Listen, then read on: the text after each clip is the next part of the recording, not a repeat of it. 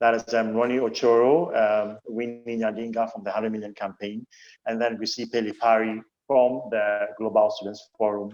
I do think that they've highlighted very important points that would fit into the outcome documents of the summit. We do hope that immediately the summit declaration is published, we will share it all around so that policymakers and other partners can quickly pick them up, and then we'll be able to take the needed action to ensure that child labor is brought to an end everywhere during the UN year of the elimination of child labor.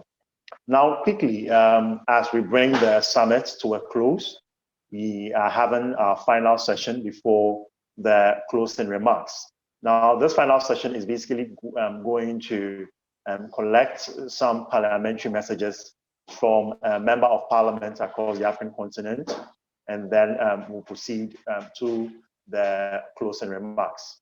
Now, this afternoon, I have an MP from Namibia. She is in the person of Honorable Ina Kuviao Hengari. She is a Namibian politician, a student leader, and a youth activist. She's a member of the Popular Democratic Movement, and she became a member of the National Assembly in 20th March 2020. And she is the youngest since Makenri Venani in 2004. Previously, she served as Vice President of the UNAM Student Representative Council and the Student Union of Namibia.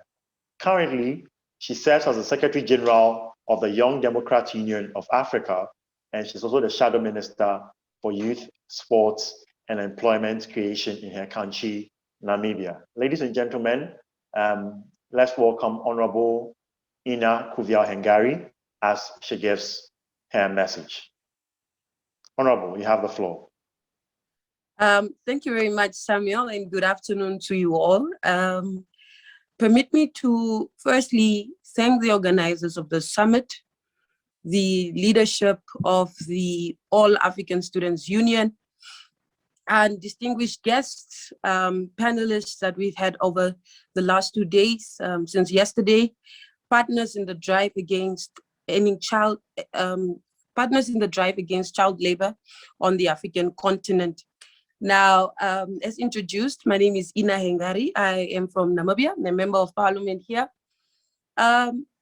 You know, it excites me so much to be invited into spaces such as this to speak and to share 1 or 2 words, because I think as a young person and as young leaders in different political spaces, we take it upon ourselves to really fight for young people in our different countries, to represent the interest of young people at all times without fear or favor.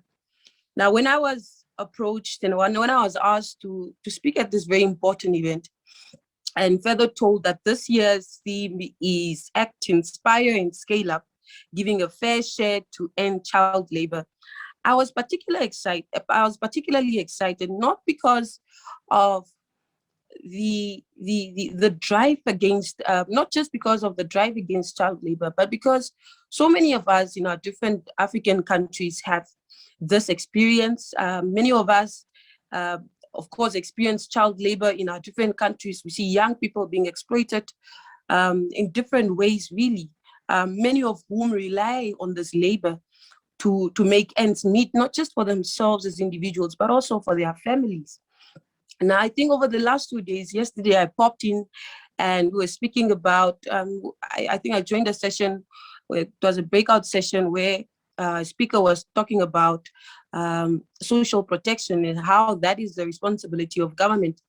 Another point came up, it was about budgeting and how do we ensure as young people that our budgets, our national budgets are youth responsive, not only youth responsive, but are able to tackle, and how can we effectively use our monies driven from taxes and other revenues to ensure that the fight against child labor, amongst other things, is addressed head on. Now, child labor is not always reported in my country and in so many other countries, in Botswana, in Kenya, they're not widely reported, of course, for many reasons. But over the years, child labor has also evolved into child prostitution, as well as voluntary and forced agricultural labor and cattle herding and so many other things. The commercial sex exploitation of children occurs both in terms of children being prostituted, in terms of adults taking advantage of needy children by providing necessities. Child labor is widespread in Africa, as we've been discussing and as we've been saying. In 2017, many countries reported or argued that child laborers are also employed in private houses, where they work under poor conditions as domestic servants for little money and without employment contracts. Children all over the world, as I said earlier on, work because their survival depends on it. Now, I think as young people, all of us have a responsibility in our different spaces, in the different spaces in which we exist, to really take this fight forward, to make it personal, because it is personal. These are young people who are not only the future of Africa, but these are generations that follow after us. And it is therefore only patriotic, it is only Pan-Africanist to ensure that we are leaving a future behind where these people are taken care of. I really just came in to say that as young people, I would like to reaffirm in Namibia, in the Namibian Parliament, like to reaffirm our commitment as a country and as a young people of this country, to reaffirm our commitment to fighting child labor, to ending child labor. And it starts with us. It starts with each of us, ensuring that this fight is taken forward, ensuring that the necessary resources are allocated and are availed to ensure that the fight against child labor comes to the fight against child labor succeeds, and we see young people now in new spaces taking up space and cementing themselves. But more importantly is a point that I'd like to make, and I'd like to say this, that in our fight against child labor, in our advocacy against child exploitation, we must ensure that in the process of doing so, we create spaces, safe spaces for these children, that we fight also in ensuring or to ensure that existing spaces are safe, because now in emancipating these children from child labor, we must now introduce them into new spaces where they are taken care of, where they have access to education, where they have access to education, where access to health is a priority, and access to education, as I said earlier on. So I'd just like to say I am duly privileged and honored to really have spoken at such an event. I know this is just a few minutes, but Sami, you know that we were always in contact, and if should there be any collaborators, programs, and initiatives that we can carry individually in our countries and bring on board so many other partners that are also interested in taking up this fight, I am open to it. Thank you very much. Amazing. Thank you so much, Honorable Ina Hengari.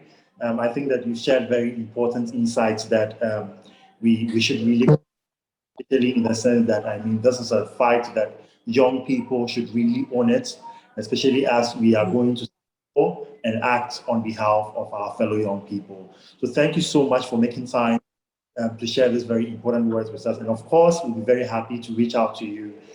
Should there be that, we'll be very happy to have you on. Thank you so much. Thank you so much for having me, Sam. Thank you.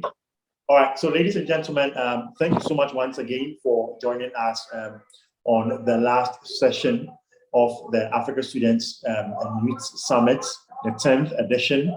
I think previously we will normally gather in person in certain locations that will be set, but for the past, since last year, due to the COVID-19 pandemic, we've not been able to meet in person. Hopefully, we are able to eradicate COVID-19 entirely so that things can at least return to normalcy a bit.